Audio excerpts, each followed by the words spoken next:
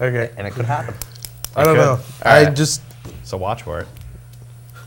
Speaking of the Yankees, they're getting close, Red Sox fans. That's all I'm saying. Here we go. That's all I'm saying. Because you said it, so it must be true, right? What? Yeah. That they're going to catch him? Anyway, go ahead. I don't know. Catch what? That the Yankees are going to catch the Red Sox. You were just talking. Listen to yeah. yourself. Yeah. Well, I got it. No, I don't know. If we're weighing in on the Bonds thing still, I think that the media has a way of portraying things that they want us to believe, and Barry Bonds, allegedly, unallegedly, whatever, he was there.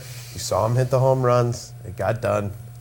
Let's move on from it, you know? But there's a difference between it getting done and a guy getting it done and cheating. Because if I'm cheating and you don't know about it, I'm still doing it. It's still getting done.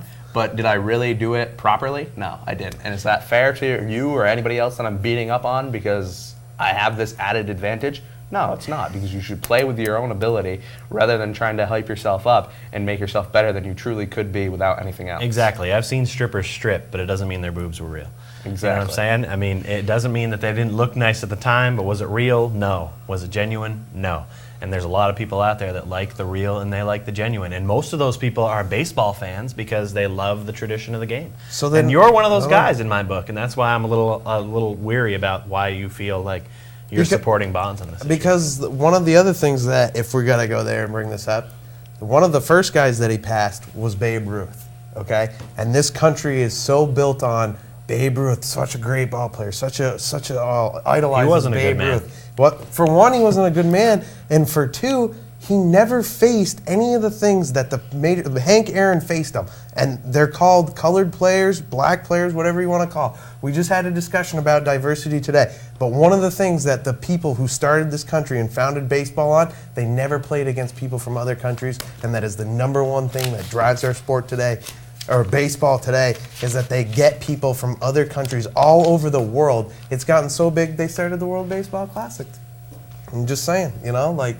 Yeah, but they dropped baseball from the Olympics. That's why they created the World Baseball Classic. Understandably so, but I'm just saying that, I don't know, you know, like, that's one of the differences that Bonds faced that Babe Ruth never faced. And then Hank Understandably, Aaron, but bat technology has come a long way. Sure, parks have gotten bigger. The air has gotten hotter. I mean, there's a lot of different things you can put into this argument to say, you know, hey and nay, and you know, it happens in every sport as the game changes, technology changes with it. Right. So I understand your argument to a certain degree. Obviously, players are in better shape these days too. But you know, let's be frank. This guy did something. Something ain't right. He was big. His hat size has changed like two hat sizes. It's gross. You saw the old Pittsburgh Pirates Barry Bonds running around stealing bases. He doesn't have that. He's nothing now. He doesn't. Ricky Henderson is old. He can still move. Right, but what I'm saying is, even when Bonds was on the Pirates, he had the physique to enable his body to take on that kind of weight.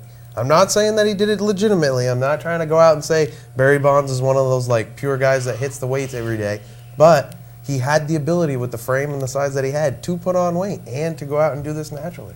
It's not beyond the realm of possibility that it happened that way. Except for that he goes from hitting about 30 home runs to 73 in one season. It's just a little odd because you look at the other guys like maybe Sosa or something like that. Dude was hitting a couple home runs each year. He was progressively getting up to it. It was like Bonds. He had a couple home runs. He was more one of those 40-40 guys, and then he turned into a powerhouse home run hitter and doesn't steal so much bases anymore, which is really odd for a guy to go from that in his career when, like, you look at Ricky Henderson, who continually stole the bases. You look at Cal Ripken, who just played every day. You look at those guys that are Hall of Famers. Normally, guys typically stay the same throughout their career. Like a Frank Thomas was always a big guy. I can see guys as they age changing their play or style a little bit. Yes. Usually you're more power towards the beginning of career. It's just the evidence. As you get to the evidence end, is there. If you want to look at it. If you don't. That's possible too, but what I'm saying is that if he hits 30 home runs a year on an average basis,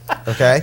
30 home runs a year, 40 home runs a year, whatever it is. He's got and then all of a sudden, just like A-Rod's doing this year, he starts hitting home runs in bunches. It happens sometimes. A-Rod is actually 2, 3, 4, 8 home runs in the last 6 games. A-Rod's actually a consistent hitter because since he hit his second 100 home run, each 2 seasons, he hits his next 100th home run. So back in like 99 or whatever, or no, 2001. In 2001, let's say, I think it was, he hit like his 200th, and then in 2003 was his 300th, and in 05 was his 400th. Now in 2007, he hit his 500th. The guy hits another home run, 100. Yeah, that's 3. But anyway, whatever. He hits another home run, 100 home runs every year from 2 seasons. Well, here, let me throw this in there for you. At 30 home runs over the next 7 years, that's 210 more. That's still 40 short of Bonds. Okay. Yes, it's not going to happen. But in the next 6 to 7 seasons, he will hit. No, he won't.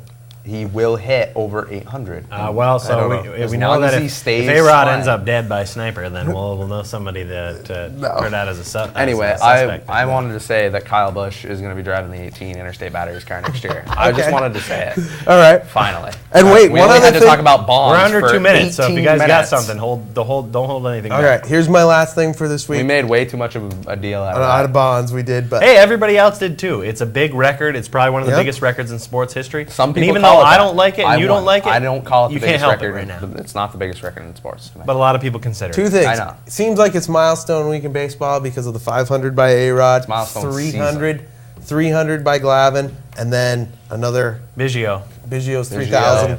Frank Thomas was 500. Will anyone else come along and get 300 wins for pitching? Yes? No? Yeah, eventually. Okay. Yes, probably. Okay, that's all I got.